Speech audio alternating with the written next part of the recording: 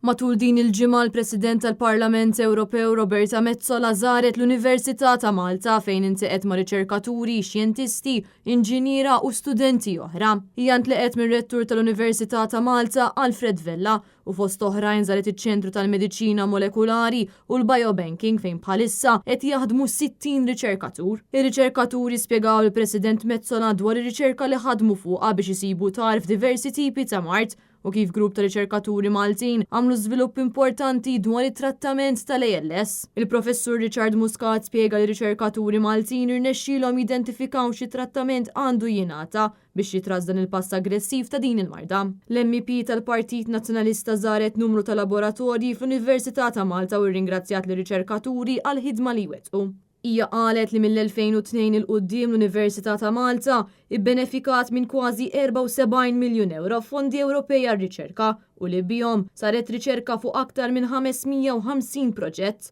komplit li 137 miljun euro oħra għal proġetti oħra fi skemi Ewropej. Il-President Metsola faħret li riċerkaturi Maltin u Mawċin għal ħidma li qed iwettqu. Qalet li r-riċerka tfisser kura tas-saħħa aħjar u tagħmir elettroniku iżjed effiċjenti. Ir-riċerka tfisser li nkunu aktar kompetittivi u għalhekk nesportaw aktar. Ir-riċerka tfisser ħaddiem aktar sodisfatti u motivati, tfisser pagi u kundizzjonijiet aħjar, tfisser aktar opportunitajiet ta' xogħol, tfisser żviluppi ġodda. Hija saħqet li din hija l-Unjoni Ewropea li taħdem għalija hi u li trid għal pajjiżna.